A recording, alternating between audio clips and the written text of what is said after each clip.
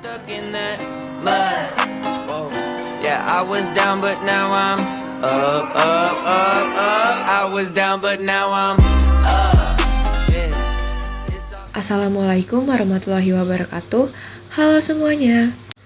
Sebelumnya izin memperkenalkan diri, nama saya Zahra Zakiatus Salihah dengan nomor induk mahasiswa 2300076 dari kelas 3A Sistem Telekomunikasi Universitas Pendidikan Indonesia. Pada kesempatan kali ini, saya ingin meresum materi perkuliahan mengenai transformasi Laplace. Transform Laplace beberapa sinyal kontinu dan daerah konvergensinya. Di antaranya ada transform Laplace dari impuls, transform Laplace dari unit step, transform Laplace dari sinyal, tabel pasangan Laplace dari sinyal, dan inverse transformasi Laplace. Oke, masuk pada pengertian dari transformasi Laplace sendiri adalah salah satu alat matematika yang sangat penting dalam analisis sistem waktu kontinu, khususnya untuk sistem linear time invariant ataupun LTI. Alat ini digunakan untuk mengubah fungsi dalam domain waktu, X dalam kurung T, menjadi fungsi dalam domain frekuensi X dalam kurung S, sehingga lebih mudah dianalisis, terutama untuk menyelesaikan persamaan diferensial dan menganalisis stabilitas sistem. Secara umum, transformasi Laplace didefinisikan sebagai berikut. Selanjutnya, kita akan membahas bagaimana transformasi Laplace diterapkan pada fungsi khusus, yaitu fungsi delta Dirac, atau sering disebut sebagai fungsi impuls satuan.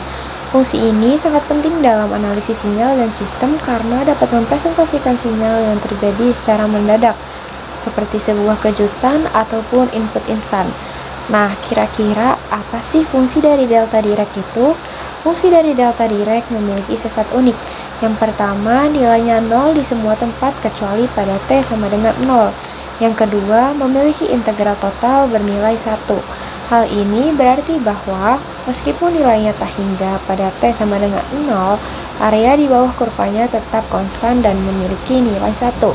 Inilah yang membuat fungsi ini ideal untuk mempresentasikan kejadian instan ataupun impuls.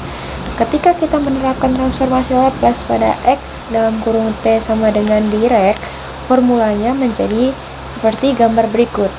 Berdasarkan sifat fungsi dari delta Dirac, fungsi delta Dirac hanya aktif pada T sama dengan 0. Oleh karena itu, untuk E nilai T pada ekspresi tersebut otomatis menjadi 0, maka persamaannya dapat disederhanakan. Selanjutnya, kita akan membahas mengenai transformasi Laplace dari fungsi unit step. Fungsi unit step yang dilambangkan dengan U dalam kurung T adalah fungsi yang banyak digunakan dalam analisis sistem. Fungsi mendefinisikan transisi dari 0 ke 1 pada waktu T sama dengan 0 dan dapat dituliskan sebagai gambar berikut.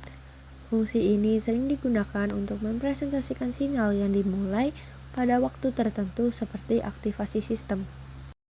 Berikut adalah tabel sifat transformasi Laplace yang digunakan untuk mempermudah perhitungan transformasi Laplace dan inverse transformasi Laplace.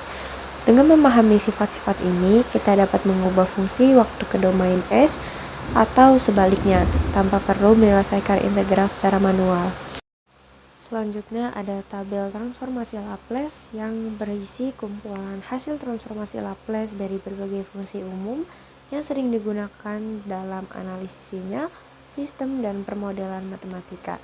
Tabel ini memuat hubungan antara fungsi dalam domain waktu, X dalam kurung T, dan hasil transformasinya dalam domain S. Masuk pada pembahasan selanjutnya, yaitu inverse transformasi Laplace. Inverse transformasi Laplace merupakan proses mengubah suatu fungsi di domain Laplace X dalam kurung S kembali ke bentuk fungsi waktu X dalam kurung T. Teknik ini digunakan untuk mendapatkan solusi dalam domain waktu setelah sebuah masalah diselesaikan di domain Laplace. Inverse transformasi Laplace sendiri secara matematis dapat dihitung dengan gambar berikut, di mana X dalam kurung S fungsi dalam domain Laplace, X dalam kurung T merupakan fungsi dalam domain waktu, S merupakan variabel kompleks, dan bagian real dari S yang harus lebih besar dari semua pola dari X dalam kurung S. Namun, integral ini jarang dihitung langsung dalam aplikasi karena biasanya lebih mudah menggunakan tabel transformasi Laplace dan aturan masuk untuk menentukan inverse.